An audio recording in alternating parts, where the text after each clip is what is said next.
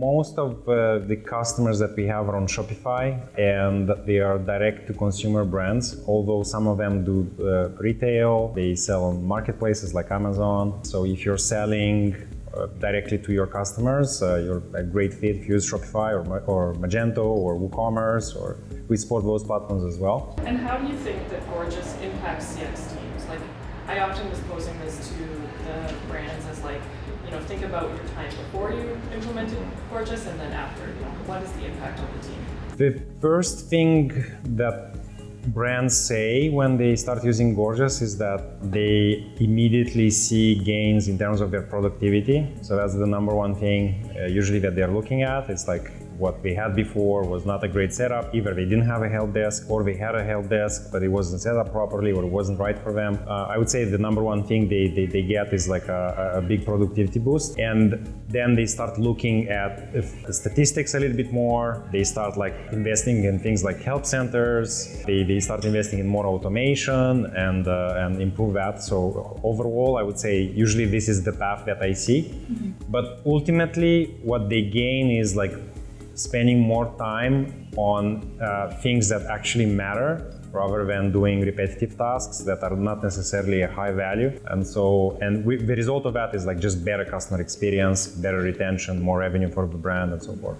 What would you say to brands who are hesitant about AI in CX? I think it's natural to be hesitant about new technology, and I think you should be skeptical and ask questions, but you should also try, because this is how new technologies gets adopted eventually. I think kind of creating an intuition and seeing what's out there, trying different things, it's definitely worth your time. What is different from, let's say, 2015, when it was all about chatbots and all of that? I think back then we didn't have necessarily the same technology. I'm speaking, of course, about large language models. I think there's a definite application. We see it with our customers already, like they have huge gains.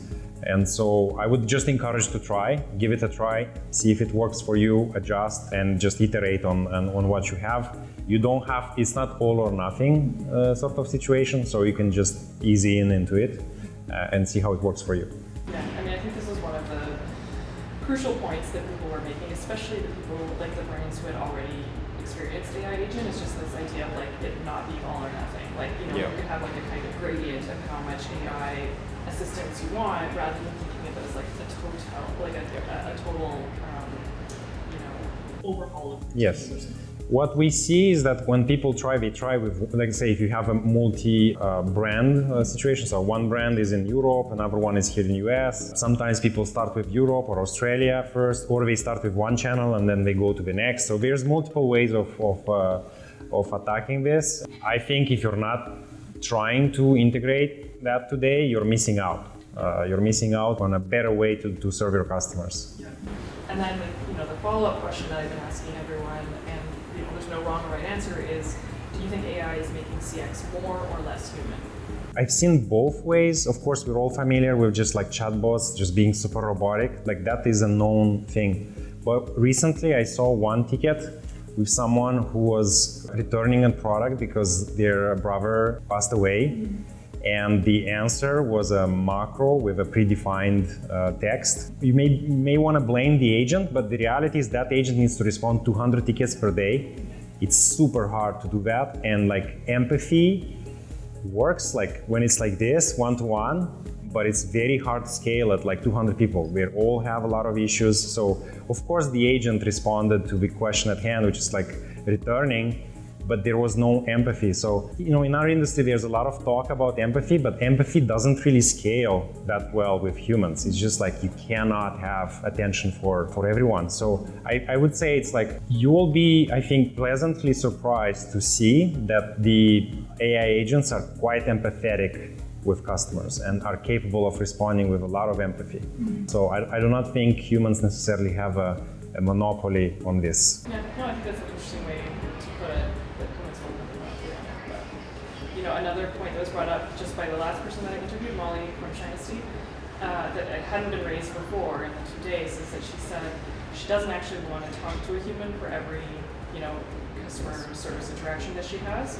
And when I reflected on that myself, I was thinking, yeah, I feel the same way. I don't always want. Yeah. You want your problem to be exactly. resolved. And to be honest, sometimes I'd rather save talking to someone.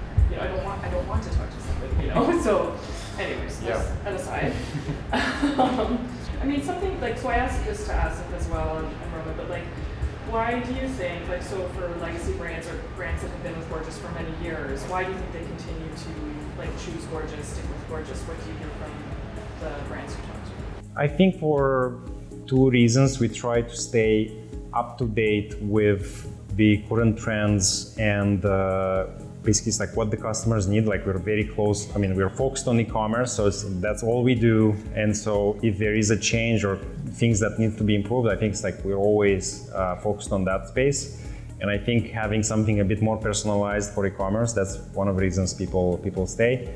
The other reason I would say is like we are pretty fast, sometimes too fast, at releasing a lot of things very quickly. And so a lot of merchants today that I met, they were telling me it's impressive how quickly we like compared to 2 years ago.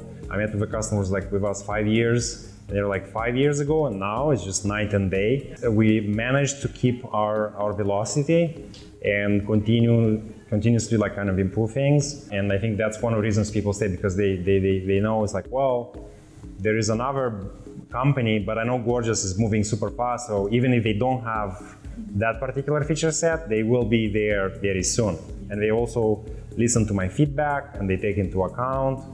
That's always a surprise for our merchants, that we are actually reading almost like all of their comments and classifying them, and like we're very thoughtful around that. So something that I asked Roman, and it was something Elena talked about, is like, say as a new employee, this feels relevant to me, but I also think it'd be interesting for the brands we serve, is like, kind of like a past, present, future, spectrum, where it's like, can you talk a little bit, like, and I mean just a little bit, like a couple sentences about sort of like where Gorgias began, how you feel about Gorgias right now, and what are your hopes for Gorgias, in the near future?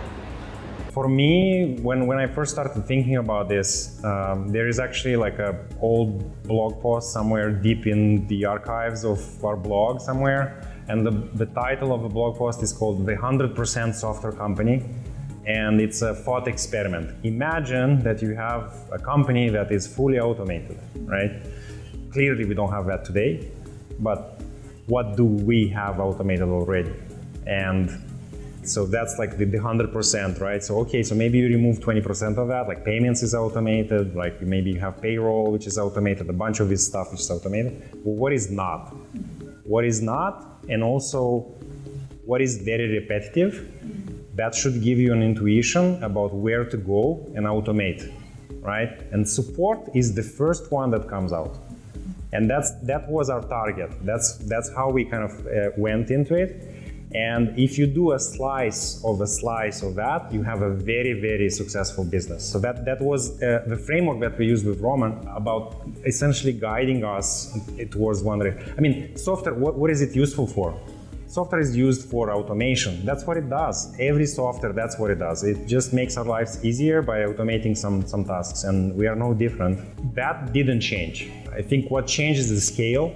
It's like we started a couple of customers, and then we added more, and we also narrowed down. So as I said, like if you take a 1% of the 1%, you actually have a very successful business. So that's the path we took, and now we want to expand out of that. But it's always dangerous, like if you go and expand too fast, then the existing customers no longer get the right service, right? They become unfocused. Like certainly we may be guilty of that. Like we started a couple of different products, right? So there is always this danger of like going too fast and expanding too quickly without actually doing something very, very well. And so we need to be mindful of that. So that's like kind of the quality aspect, and so the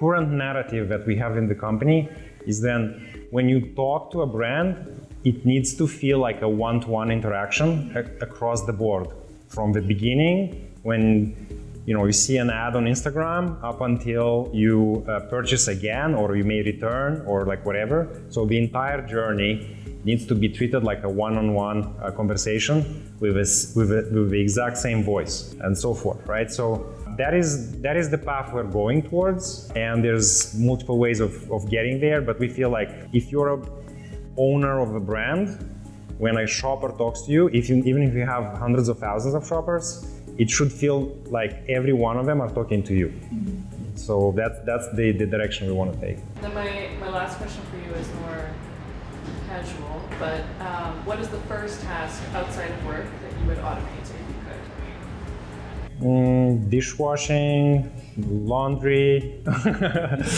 yeah, a lot of that. Roman's answer was bad. was bad? He was like emails it. We were like, that's not outside. That's not outside work, yeah. that's so Roman. Yeah, I would say, yeah, I think it's like, I saw this thing on LinkedIn, it's like, hey, I wanted my AI to do my laundry and I wanted it to do my like whatever, like cooking, but like instead I got an AI that's like removing my creative work. Mm-hmm. So actually like people want like robotics and to do like a lot of like menial work, I would say in a lot of sense, like cleaning up everywhere. Like we have robots, like we have Roombas and stuff like that, but it's like a Roomba doesn't jump to my like, a bookcase or whatever. Like it doesn't cook, doesn't make coffee, right? So it's Roomba isn't learning with inputs and getting better. Yeah. It's so robotics a lot harder, right? So, but that's I think like eventually we will get there. And what I see, and in my personal life, I'm experimenting some robotics myself. And what I notice is that like you could actually use large language models to control robots. And so the interface also changes. Mm-hmm. So the way you communicate with a robot, it's not just like, have a command, but you could literally start to have a conversation, and that's powered by a large language model, right? So we're moving in this world where the control and the long-term planning and a lot of the stuff that's missing is getting there, and I think we will see very elaborate robots soon, which do a lot of tasks right now, but they are very expensive. It's like, a spot costs $75,000? It's super expensive, right? That's a year salary, right? I look forward to a future with laundry bots. Yeah, I mean, folding, ironing, it's just like a lot of labor, and it's hard.